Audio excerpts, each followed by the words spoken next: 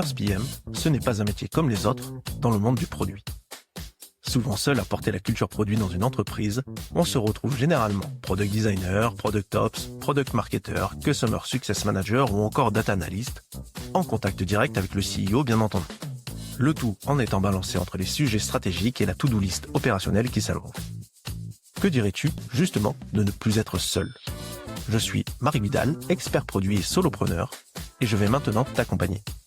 Grâce au podcast First PM Stories, tu pourras trouver plein de process actionnables de la part de nos pairs qui feront ta communauté.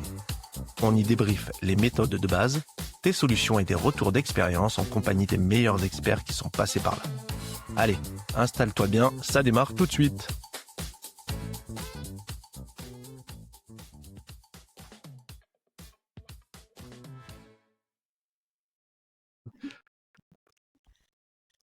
First PM, on peut aussi l'être dans un grand groupe. Et les problématiques qui sont bien spécifiques, l'image de la marque étant créée, des process qui sont plutôt fixes, un nombre de stakeholders qui peut être très important et parfois également une dimension internationale à gérer. Lancer un nouveau produit dans ce contexte, ce n'est pas une chose simple. Pour parler de ce sujet, j'ai la chance aujourd'hui de recevoir Jade Ferréol, qui a été First PM chez Tagueur et qui va nous partager son expérience, ses tips qui ont pu faire de cette aventure un succès. Bonjour Jade, bienvenue. Pour commencer, peux-tu déjà te présenter ? Ouais, bonjour, donc merci de m'inviter pour cet épisode. Donc je suis Jade Ferréol, aujourd'hui j'ai presque 10 ans d'expérience dans le produit et toutes mes expériences ont toujours commencé en tant que First PM. Donc c'était pas spécialement voulu ou recherché, mais c'est un peu les aventures qui m'ont séduite. Je pense que être First PM c'est un peu particulier, c'est Carrément. un mindset assez spécial. Donc là aujourd'hui, je vais vous parler de mon expérience chez Tagoyer, qui était ma toute première expérience tout juste sortie d'école, où j'avais aucun hard skills, le product management, on n'en parlait même pas à ce moment-là, donc c'était assez spécial et c'est pour ça que on a décidé d'en parler aujourd'hui. Sacré Donc sujet là quand même. ouais, assez. Dans un grand groupe, donc pour faire plein de choses assez particulières. Et en fait, ce qui va être important pour moi de partager aujourd'hui, c'est ce qui a fait que mon parcours a été un succès chez Tagueur, c'est surtout les soft skills. Et donc voilà, c'est ce que je comptais vraiment partager aujourd'hui. Ouais, ben, on va rentrer dans le vif du sujet. Ce que je trouve quand même assez dingue, c'est quand là le contexte est très très simple, tu sors d'études et tu te retrouves quand même dans une sacrée boîte, sur un poste qui est franchement pas simple, où la plupart du temps, j'entends souvent, pour être first PM, il vaut mieux avoir déjà de l'expérience. Donc, toi, franchement, tu as posé les bases. C'est déjà très, très complexe. Et tu vas nous partager comment tu as réussi à faire de cette aventure, du coup, quand même un succès. Et quelque chose qui était vraiment pas écrit et pas forcément simple. Pour vraiment rentrer dans le sujet, la première question, c'est OK, First PM chez Tagueur, mais quel était le projet derrière pour vraiment comprendre tout ce contexte? Ouais. Alors du coup, moi j'étais le tout premier recrutement de Tagueur pour le projet de sortir une montre connectée. Donc pour remettre les choses un peu dans le contexte, c'est la première montre connectée de luxe faite par un horloger.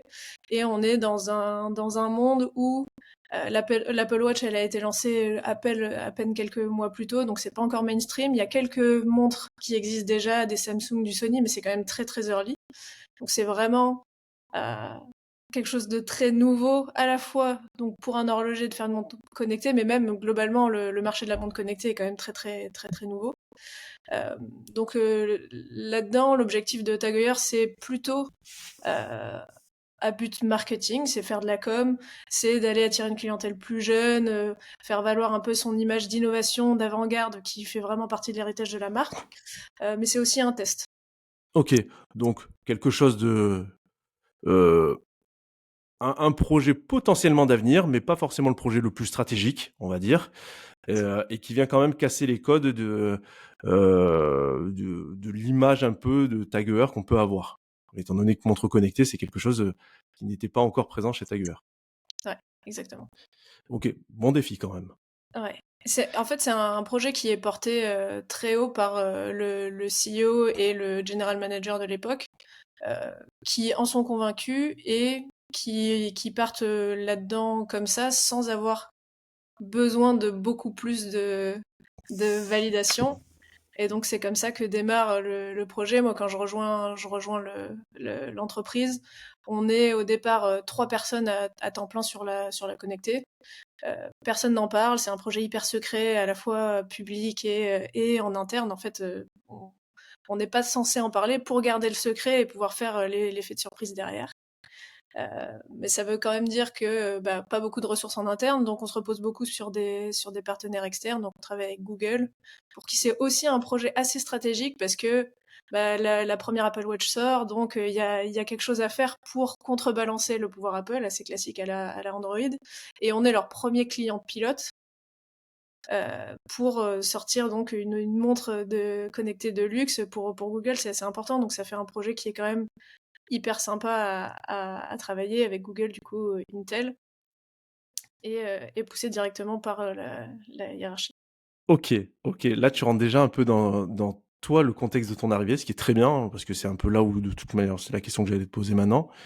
De ce que tu viens de dire, peu de personnes, pour une raison quand même qui est assez simple et qui se comprend, c'est que c'est un projet qui se fait plutôt en sous-marin, pas visible en interne comme en externe. Et ça, le pas visible en interne, c'est quelque chose qui va entraîner des difficultés par la suite et on en parlera de toute manière. Ça a été imposé, ça a été travaillé comme ça et ça peut se comprendre, mais sur des lancements de produits, sur des phases de product management ou autre, ça peut créer forcément une difficulté. Mais qu'est-ce que je vais dire? Petite équipe également, donc peu de personnes sur qui se reposer pour vraiment avancer aussi. Ouais, aussi. En fait, on est assez libre, comme c'est un projet qui a plutôt vocation marketing et un peu pas spécialement d'adoption. Ça fait que on nous laisse un peu libre de faire ce qu'on estime bon. Il y a quelques validations, mais globalement, on est vraiment assez libre. Donc c'est assez fou comme façon de travailler. Ce qui est surtout très regardé, c'est la partie design, forcément. Ouais, Euh, mais globalement, ce qu'on prévoit que les utilisateurs feront de cette montre, un peu importe dans la tête de d'accord. l'entreprise à ce moment-là. Bah, le terrain de jeu, il est top, hein, quand même, hein, au final. Ça, c'est C'est, il y a de la liberté, il y a quand même des partenaires qui sont franchement stratégiques et qui sont beaux, donc un sujet à travailler qui est super intéressant. Et derrière, même si il y a quand même des enjeux qui existent, c'est pas les enjeux les plus forts et les plus stratégiques. Je dis pas que ça permet l'erreur, mais ça minimise un peu la pression qu'on peut avoir. Voilà, Ça des donne, pressions. en fait, c'est justement, c'est exactement ça, ça enlève la pression, ça donne l'impression que tu peux, fais ce que tu peux et ça sera très bien. Et en fait, c'est au moment où on a commencé à préparer le lancement qu'on s'est rendu compte qu'en fait, il y a des petits impacts sur pas mal de choses. Et bon, c'est ce dont on va parler. Mais pour rajouter une petite couche le côté pression, moi, je rejoins l'entreprise en mars 2015. Il y a rien qui est fait encore. C'est vraiment le tout début. Le hardware est pas fixé. On sait pas ce qu'on va en faire. On sait pas à quoi ça va ressembler. Par contre, peut-être 5 jours plus tard, il y a la plus grosse conférence horlogère du monde qui a lieu. C'est à Baselworld. Et là, on annonce officiellement à la presse qu'on va sortir une montre connectée en novembre. Novembre, donc 8 mois après, c'était C'est ça. ça, 8 mois plus tard. Voilà, pas de Juste pression, pour tranquille. accélérer le truc. Voilà. Donc voilà, ça démarre comme ça. On a déjà une deadline qui est officiellement sortie, euh, mais on a encore rien. Ok. Euh, Dans ce que tu viens de dire et dans l'échange qu'on avait, nous, en fait, avant l'épisode, tu m'as expliqué que euh, du fait du fonctionnement où vous étiez quand même en petite équipe commando isolée et sur un projet qui n'était pas communiqué en interne, tu as eu une phase, on va dire, la phase de delivery. Je sais pas si on peut vraiment l'appeler comme ça, mais vraiment toute cette phase de conception que vous avez eue en amont, où tu as travaillé, toi, sur le côté soft et en parallèle d'autres qui travaillaient sur le côté vraiment montre, on va dire. Euh, ça s'est fait, des itérations avec Google et compagnie, globalement avec beaucoup de liberté. Donc, comme tu l'as dit, pas forcément la grosse pression et compagnie. Par contre, il y a un moment où quand même le produit va falloir réfléchir à le mettre sur le marché, surtout qu'il y a des dates qui ont été annoncées. Euh, à partir de quand vous avez commencé à ouvrir la boîte et comment ça a été reçu, comment ça a été perçu et comment on rentre vraiment dans le dur de cet épisode. Ouais, du coup, effectivement, ça a été compliqué. On a été effectivement en vase clos dans la partie qu'on peut appeler delivery pendant un moment. Et en fait, toute cette partie software, elle était vraiment euh, inconnue de tout le monde, tout ce qu'on mettait dans la montre. Sauf qu'au moment où on commence à parler du coup de go-to-market et de formation des vendeurs, il y a personne dans l'entreprise, à part les 4 personnes qu'on était à plein temps, qui connaissent un peu le produit et qui savent ce qu'il y a dedans. Moi, j'étais la seule ingé de l'équipe qui puisse vraiment, qui comprenne un peu plus en profondeur comment ça fonctionne, où est-ce qu'il peut y avoir Ouais, des problèmes, etc. Et donc, on s'est mis à travailler sur cette partie go-to-market qui implique aussi la formation des vendeurs. Et ça, pour le coup, ça a été le plus gros trou dans la raquette qu'on identifie à ce moment-là. Parce que vendre une montre connectée, c'est hyper différent de vendre une montre traditionnelle. Et pourtant, ça va être les mêmes personnes qui sont dans les boutiques Tag Heuer et chez les ouais. revendeurs, etc. Ouais, donc tu parlais de go-to-market, tu parles de vendeur. Il y a tous les messages que vous cherchez à faire passer également, parce que la vendre, enfin, ça comprend ça également, mais euh, le prix, l'utilité, la cible, en plus c'est une grande maison avec une image forte, donc il y a une perception de ce qu'est Tag Heuer, et là vous arrivez avec un nouveau produit qui est très différent. Donc en interne, là ce que tu as dit, c'est que tu arrives et il y a des gens qui découvrent les choses, et j'imagine que ça n'a pas forcément été ultra bien accepté quand c'est arrivé. Ouais. Et le fait que ça vienne aussi tard, et quelque chose qui est déjà fini et qu'on ne peut plus modifier, ça a été pas forcément bien perçu par les équipes qui nous disaient mais c'est déjà trop tard. Normalement, ça prend plus de temps de faire ça, Clairement, etc. et ce qui est une vérité, après, c'est le contexte de votre projet qui a amené à ça, et de toute manière, c'est comme ça. Mais ça peut se comprendre que ça a généré de la frustration, de l'incompréhension. Euh, et là, quelque part, c'est là que comment dire, ta plus grosse intervention vraiment commence. Parce que si tu veux que ça soit un succès, tu es obligé d'embarquer ces gens-là. Tu es obligé d'arriver à faire en sorte que ces gens-là adhèrent au produit que vous avez sorti et au message que vous allez faire passer. Donc, dans un premier temps, là, comme tu dis, il y a eu de la frustration ou même de l'incompréhension. Comment toi déjà tu l'as vécu? Comment ce message t'est arrivé? Et ça a été quoi ta première réaction, tes premières actions là-dessus? Ouais. Première réaction, un peu de panique. Ouais, Parce j'espère que, bien. parce qu'en fait, bah ouais, moi je sortais d'école, toute cette partie-là, marketing, même le training, j'y avais même pas pensé. Alors ça paraît logique que tu développes un produit et ensuite il faut le lancer, il faut savoir comment le lancer. Mais moi, c'était un monde que je connaissais pas du tout. Et donc là, on se retrouve 2 mois du lancement, donc en plus on est très très pressé. Mais les équipes, elles n'ont pas le choix que de faire quelque chose, mais elles n'ont pas spécialement envie. Et en fait, euh, moi, j'avais envie que le produit soit lancé comme on veut et qu'on en parle bien et qu'en fait que les gens adhèrent et le fassent vraiment bien. Euh, et donc, ouais. En fait, il a fallu passer beaucoup de temps avec les équipes. Et moi, ça a été un moment hyper formateur pour moi parce que du coup, j'ai pu comprendre vraiment c'était quoi les contraintes de chacun, c'était quoi les objectifs, qu'est-ce qui était important pour le training, par exemple, comment on fait une formation, qu'est-ce que vont être les retours, comment on fait un training. Voilà, je pense Mais que c'est. non, mais ça, tu sais quoi? Ça, je trouve ça super important.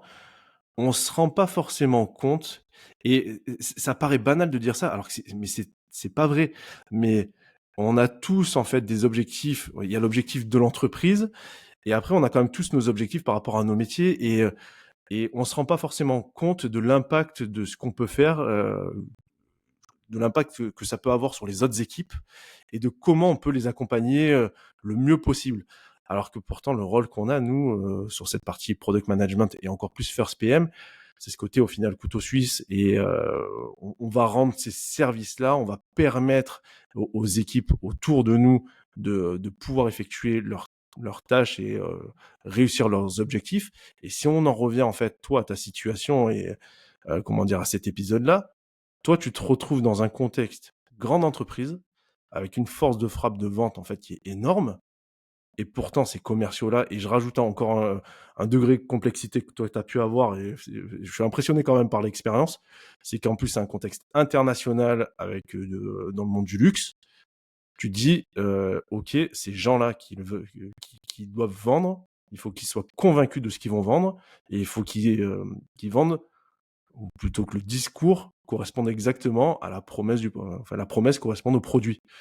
Donc, sachant qu'il n'y a pas forcément une adoption au départ, du fait de cette découverte, toi, comme tu as dit, tu as dû te rapprocher des équipes, commencer à faire ces formations-là. Mode panique au départ, ok, très bien. Mais si je comprends bien, tu as dû faire beaucoup de déplacements.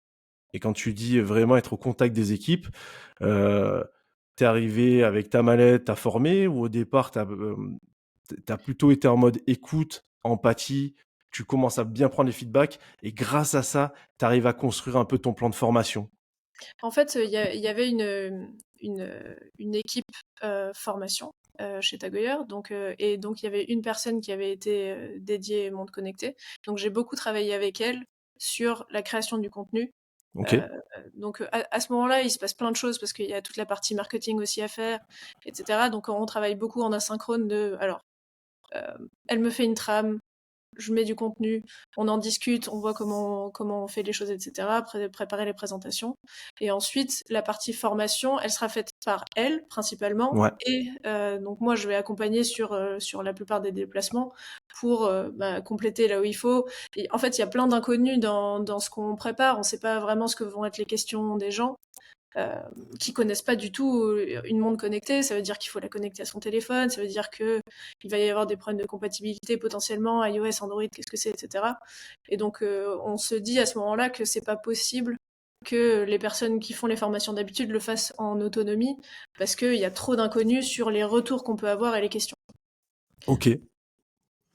Ok. Donc, tu as beaucoup travaillé avec cette personne-là et tu t'es retrouvé être, comment dire, vraiment à participer à ces formations-là pour les Ouais. faire évoluer le plus possible, le plus rapidement possible, en fonction justement des retours du terrain que tu pouvais avoir. Donc là, on est toujours sur de l'interne, mais Mhm. j'imagine que le cycle d'évolution devait être super court là, par contre. Ouais. Vu qu'on était sur une période de 2 mois, là, quand même, sur ces Ouais. formations, il fallait être Et pour efficace, te quoi. dire, le premier training qu'on fait, je crois que c'est vraiment juste avant le lancement. Mais ça doit, quand je dis juste avant, c'est peut-être la semaine qui précède, quelque chose comme ça. Ouais. Et on arrive, donc le Japon, c'est un des plus gros marchés de Tagoyer. Donc on commence par le Japon et on arrive à Tokyo, donc décalage horaire énorme. Notre presse n'était pas terminée, nuit blanche pour finir cette présentation et faire le premier training le matin. C'est juste pour donner un sens de l'urgence dans laquelle on était. Euh, donc voilà. Et cette formation, elle s'est passée comment? Elle s'est très bien passée. Ok. Alors je pense que pour le coup, on parlait du côté international. Le Japon, je pense que c'est un marché plus facile. En tout cas, déjà pour Tagueyer, parce qu'il y a la force de la marque et il y a beaucoup de gens qui connaissent Tagueyer et qui sont très fans de la marque. Et aussi parce que la culture japonaise est pas trop dans la contradiction. Et donc ça a été typiquement un training bien plus simple que le training en France. Ok, et alors ça, je trouve ça très très intéressant parce qu'effectivement, ce contexte international fait que au niveau des cultures, tu vas avoir euh, des traitements différents et des retours différents. Et par rapport au training en France, comment ça s'est passé? Bah, en France, on a plus tendance à se focaliser sur les, les problèmes potentiels, à Clairement, essayer ouais, de trouver des solutions. clairement. Donc, bah, alors, au final, c'est un marché où ça a très bien fonctionné, etc. C'est juste que le training pour nous était un peu plus Sport, douloureux. voilà. Parce qu'il y avait les questions, les questions pas, j'ai en dire les questions pièges, mais c'est pas des questions pièges. En fait, les problèmes étaient soulevés. et on attendait des réponses. Donc voilà, ça a été un peu différent, mais en fait, ça a encore plus contribué à compléter les documents de formation, les Oui, oui, forcément, ça enrichit les choses. points. C'était certainement pas agréable à vivre, mais au final, c'est quand même des retours qui ont été positifs pour arriver à faire évoluer les choses. Ouais, c'est sûr. Et, moi, je reviens encore à ce cycle qui est super court et qui devait quand même être assez complexe. Euh, Toi, là-dedans, je pense qu'à un moment, t'as fait un peu la part des choses en mode, bon, de toute manière, là, faut que je sois un train, je m'arrête pas, j'y vais à fond et on fera le bilan peut-être après. Est-ce que tu as senti un moment où, justement, ces parties prenantes sont passées de réfractaires à plutôt à adhérer à l'idée et au produit? Bah, je pense que c'est au moment où ils ont pu avoir le produit dans les mains, un peu manipuler et voir un peu ce que ça veut dire. Dans le côté réfractaire, on n'en a pas beaucoup parlé, mais en fait, en interne chez Tagueur et les vendeurs compris, une montre connectée pour un horloger de luxe, c'est un peu une hérésie. Quand tu penses au luxe, tu penses quelque chose de pérenne, qui va vivre à tout jamais. Une montre connectée, bah, ça a une batterie, ça se recharge, puis potentiellement ça meurt un jour. Donc c'était pas forcément bien perçu. Et le côté cannibalisation des produits existants, et de se dire que bah, en fait tout ce savoir-faire il va peut-être être cannibalisé par une montre connectée, bah, c'est quelque chose qui est très présent dans les esprits et Et qui est qui peut pas se comprendre, de toute manière, ouais, hein. bah, c'est sûr qu'il peut complètement se comprendre. Donc ça fait partie des retours qu'on a eu assez tôt de la part du coup des équipes marketing, mais aussi des vendeurs, et qu'il a fallu adresser, et même qu'on a décidé d'adresser pour les clients finaux aussi. Ok. Parce que en fait, c'est quelque chose que n'importe qui peut avoir en tête, de se dire quoi, mais t'as d'ailleurs fait des montres connectées, mais Ouais. pourquoi faire? Ouais, mais clairement. Mais toi, tu as eu un rôle, du coup, à jouer là-dedans. Forcément, t'étais certainement pas la seule à travailler ça, mais arriver à faire changer un peu, c'est même pas faire changer de mindset, hein, parce que ça reste de horlogerie, pardon, de luxe et compagnie. Et ça, c'est jamais qu'un autre produit de la Ouais, gamme produit. Voilà. mais c'était ça en fait, c'était de rassurer les gens sur le fait que non, ça viendrait pas remplacer les montres. Il y avait un parallèle que j'aimais bien faire sur bah, l'arrivée de la photo qui fait pas disparaître les tableaux. En fait, c'est deux choses très très différentes et qui peuvent complètement vivre à côté. Et là où, en fait, ce qui a fait accepter les choses, et ça je l'ai vu à la fois au contact direct des clients ou en interne, c'est le fait de se dire qu'en fait cette montre connectée, euh, il fallait plutôt la voir comme une fenêtre sur tout ce que fait Tagueur, sur toutes les collections, et un peu un point d'entrée dans l'horlogerie, plutôt que comme quelque chose qui vient comme une pâle copie. Et, et du coup, c'est un peu comme ça qu'est venue la stratégie qui a été utilisée sur toute la suite, c'est de dire qu'en fait, cette montre connectée, elle va attirer des gens différents. euh, et l'objectif, c'est bah, de faire découvrir l'horlogerie, les collections Tagueur, etc. à ces gens-là qui vraiment bah, entrent dans l'univers de la marque et vont vraiment adhérer à ce qu'est la maison Tagueur et derrière potentiellement plus tard acheter une montre traditionnelle. Mais vraiment, l'objectif c'était d'ancrer cette montre connectée dans l'univers de la marque vraiment. Et ce qui est intéressant là-dedans, c'est que si j'en reviens, enfin moi je cherche toujours à en revenir à toi et à la manière dont tu as été impliqué là-dedans, c'est que cette stratégie qui a été en fait mis en place justement de, je vais utiliser certainement un mauvais terme, mais cheval de Troie, mais vraiment pour arriver à, comme tu as dit, cette fenêtre vers l'univers tagueur.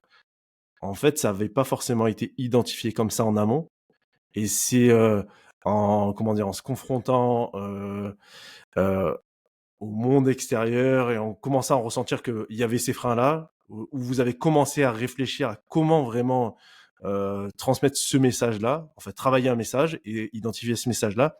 Et je suppose que ça, c'était un travail que toi, tu as été amené à faire avec une personne peut-être en market, avec ta direction aussi, je suppose. Mhm.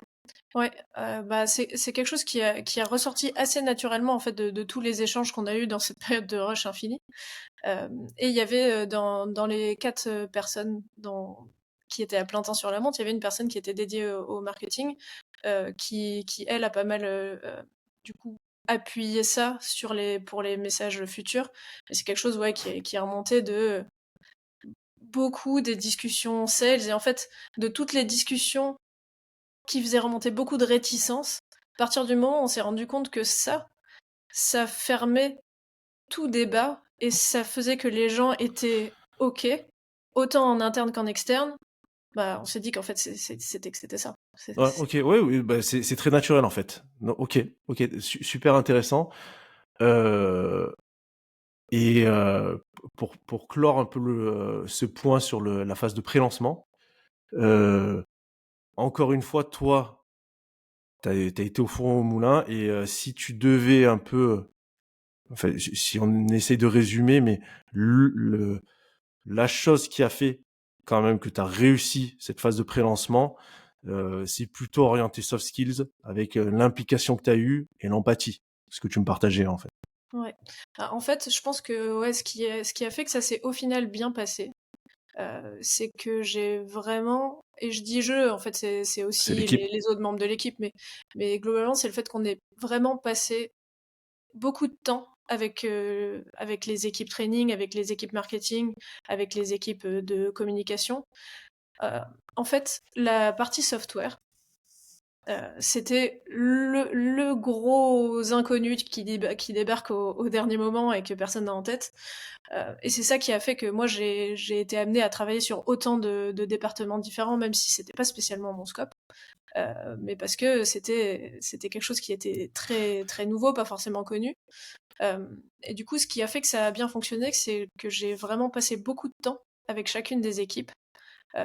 C'est un peu comme si on m'avait détaché à chacune des équipes. Je pense qu'à la fin, enfin sur ces 2 mois de lancement, je devais passer certainement 90% de mon temps entre aider, relire un communiqué de presse, regarder les visuels, vérifier qu'il n'y avait pas quelque chose qui allait pas sur la partie soft, et puis faire ces trainings. C'est vraiment là que j'ai passé le plus de temps. Et vraiment discuter avec les gens, comprendre bah, c'était quoi la source de leur réticence, pourquoi eux ils trouvaient pas ça normal, de quoi ils avaient besoin pour bien faire leur travail. Euh, alors je dis ça, on dirait que c'était facile, mais je me suis fait recadrer quelques fois quand même. Euh, je me souviens d'une fois en particulier où la personne qui était dédiée au marketing dans l'équipe, en fait régulièrement elle demandait un peu des visuels qu'on pouvait utiliser pour les visuels marketing. Euh, et puis, bah, en fait, quand tu crées des visuels marketing, il faut que ça soit les visuels finaux. Tu peux pas te permettre d'avoir Ok. des assets qui sont pas là. Je me souviens qu'elle me disait, mais là, il faut que ça soit final. Est-ce que ça, c'est final? Et en fait, on était tellement dans le rush que bah, la façon dont on s'organisait était pas forcément assez carrée. Euh, et donc, il y a eu pas mal de recadrage comme ça, où on se dit, OK, bah, maintenant, on va travailler d'une façon différente. On a un dossier où on met les choses qui sont finales, et si jamais ça change, on prévient, etc.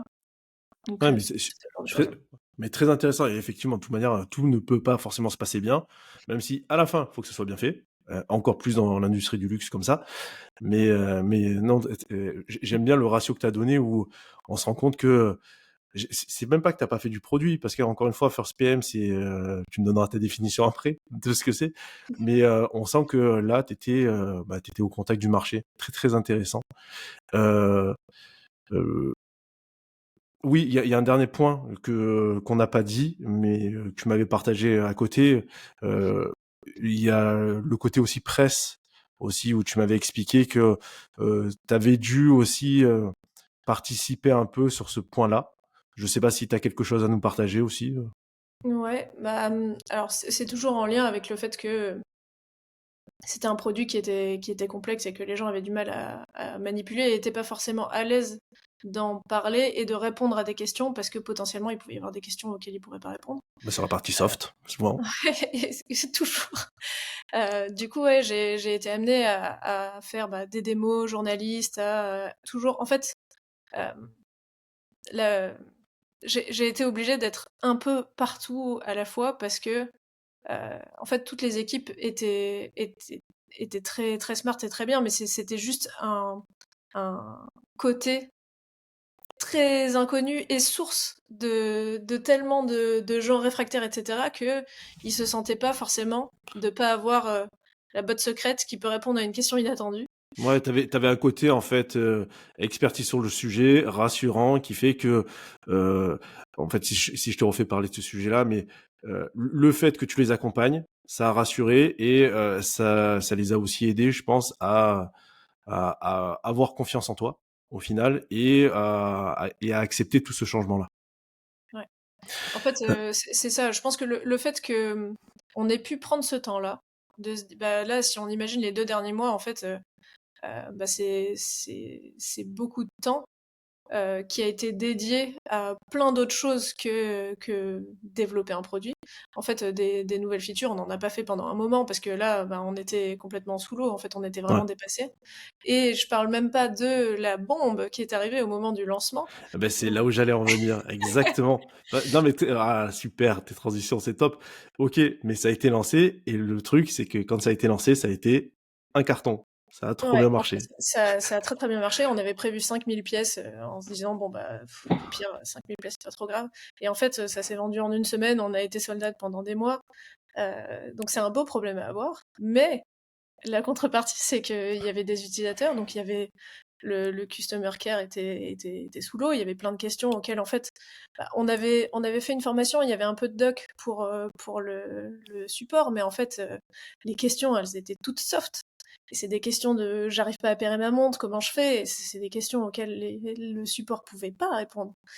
Donc, mine de rien, du jour au lendemain, on se retrouve à bah, devoir gérer. Et moi, j'ai répondu les demandes du support, bah, presque toutes, en fait, parce que c'était principalement ça les, les soucis. Et en fait, Tagueir, c'est une marque de luxe. Il y a beaucoup de clients VIP. Et on se retrouvait même à avoir des gens qui envoyaient des mails directement au CEO des clients VIP. On se faisait reforwarder des mails. Tu réponds tout de suite. Oui, oui, bah, t'inquiète. Et puis B2C, ça veut dire tout le temps. Le samedi et le dimanche, les gens, ils achètent des montres et ils essaient de les utiliser. Et ils s'attendent avec un produit de luxe à avoir une réponse tout de suite. Ouais, donc la phase post-lancement avec justement un carton commercial au final fait que ça n'avait pas forcément été anticipé ou vous aviez pas anticipé le fait que ça serait aussi bien. Et ce qui fait que staffer des équipes et se dire, mais en fait, ce produit-là, on va y aller et on va y aller plus que franchement derrière. Et donc, comme tu dis, le côté customer care, il y avait des choses à mettre en place derrière. T'as été le palliatif pendant un petit moment et derrière, comment dire, t'as accompagné vraiment ce changement sur le fait de staffer plus de monde, je suppose. Ouais, ouais, derrière, ça s'est structuré bah, au départ beaucoup sur la partie à la fois training et support. Donc il y a eu des gens qui ont été embauchés spécifiquement pour ça, qui étaient formés.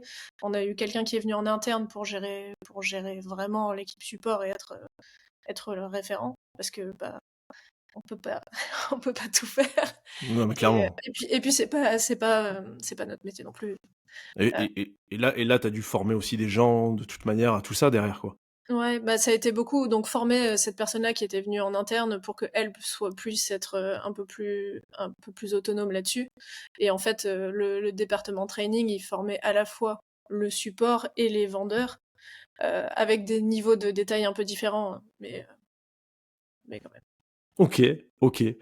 Donc j'ai envie de dire là, vous êtes rentré après sur c'était un flow continu, donc euh, un espèce de projet très marketing qui est devenu vraiment un produit de la marque et qui vit dans le temps et qui vit encore très bien, hein, d'après ce que j'ai compris. Ouais. Donc, Ouais, en fait, c'est à partir de là qu'on a commencé à vraiment discuter de bah, qu'est-ce que ça allait devenir si on en fait un produit long terme.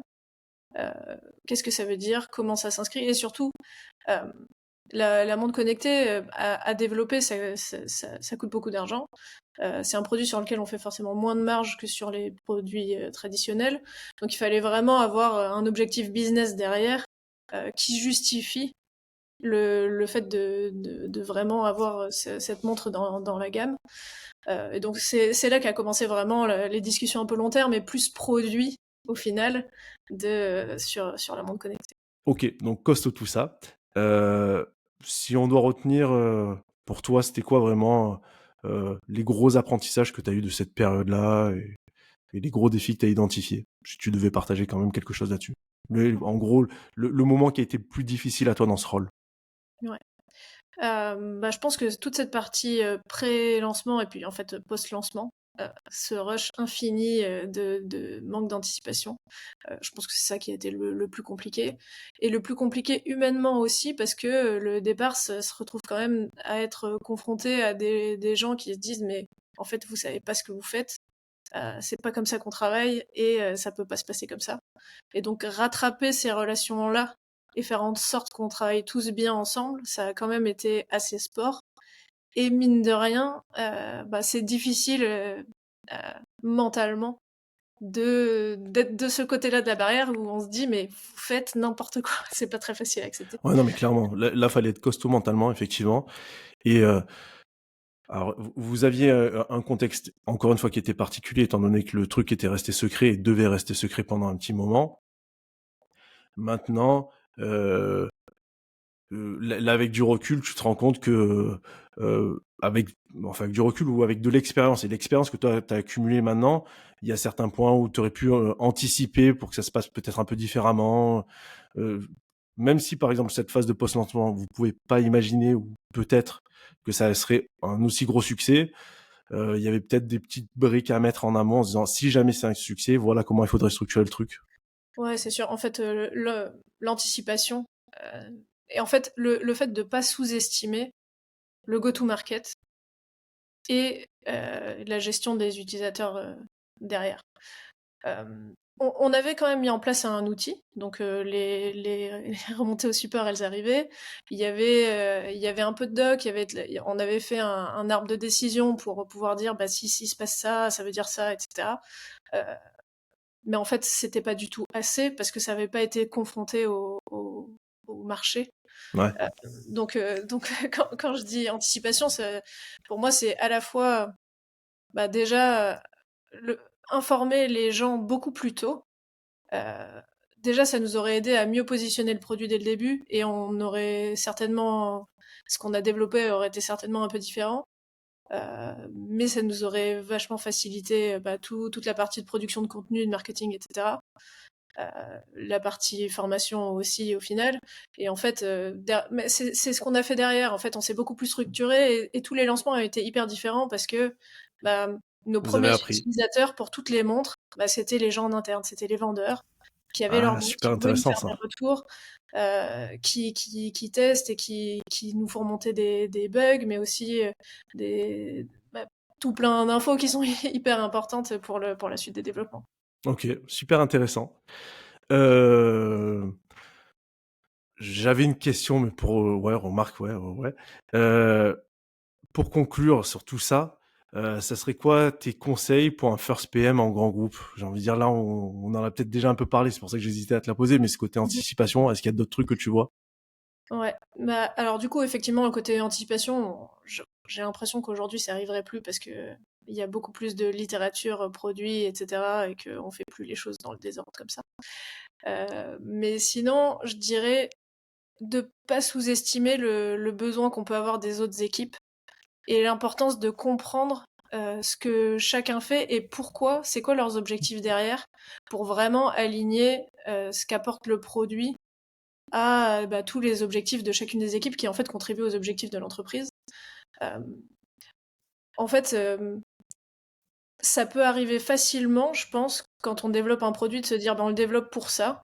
Et on est convaincu de notre logique et voilà, on le fait pour ça et ça va être comme ça. Et du coup, de prendre un peu les retours ou les questions comme de la critique. Euh, En fait, là-dessus, je pense que c'est important d'être assez humble Ouais.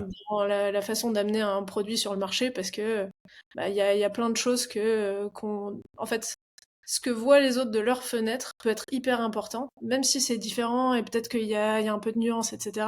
Ça apporte vraiment beaucoup de valeur et ça peut vraiment changer la trajectoire d'un produit. Mais j'aime beaucoup parce qu'effectivement, je reviens sur un truc, First PM, pour l'instant, il y en a qui sont en start-up, il y en a qui sont en grand groupe, et peut-être que dans l'avenir, on commencera à un peu mieux découper ce genre de choses.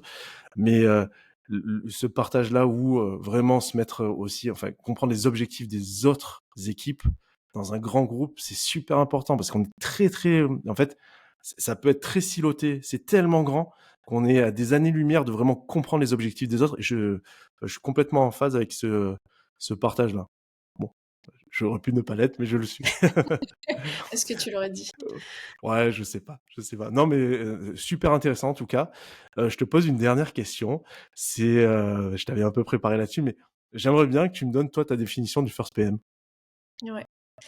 J'y ai réfléchi un peu du coup, et je me disais, en fait, il n'y a pas vraiment de définition, mais pour moi, le First PM, c'est la personne qu'on fait venir pour lui dire, tu te débrouilles, mais tu sors quelque chose et il faut que ça marche. Donc là-dedans, je pense que la plus grosse attente, c'est souvent la partie delivery, c'est de faire. Et souvent, il y a déjà une idée et faut faire avancer les choses. Et du coup, pour moi, le truc le plus important quand on réfléchit à être First PM, c'est est-ce que ça nous va de savoir qu'il n'y aura pas forcément assez de structure, qu'il y aura des trous dans toutes les raquettes, et qu'en fait, il faut vraiment se débrouiller. En fait, il faut beaucoup de relationnel et en fait beaucoup de soft skills pour que ça fonctionne. Parce que bah, t'es First PM, toi tu délivres pas vraiment beaucoup de choses très concrètes, mais t'es le liant de tout et ce qui va faire au final que ça va avancer, mais sans lien hiérarchique, sans autorité, sur personne. Et pour que ça fonctionne, il faut arriver à embarquer tout le monde et trouver des solutions là où il n'y en a pas, en inventer, et trouver des moyens un peu détournés et se débrouiller pour que ça avance. Ok, très bien, très bien. C'est une grande définition, j'ai pas tout noté, mais non, mais super, top en tout cas. Pour te retrouver, si jamais il y a des gens qui veulent avoir un peu des infos complémentaires sur tout ça, ou même discuter d'autres choses, je suppose par LinkedIn. Ouais, LinkedIn, et toujours contente d'échanger avec des pairs, donc avec plaisir. Super. Bon, je te remercie beaucoup pour ce partage. Franchement, j'ai adoré. Et je te souhaite une bonne fin de journée. Merci. Salut. Cet épisode est maintenant fini. Un grand merci à notre invité et à toi pour ton écoute. J'espère que tu auras pu y trouver ton compte. Pour soutenir ce podcast et m'aider à son développement, n'hésite pas à laisser 5 étoiles, voire même 6 sur ta plateforme d'écoute, avec un petit commentaire ou encore à partager cet épisode avec un de tes proches. Dans tous les cas, à bientôt pour un prochain rendez-vous de First PM Stories.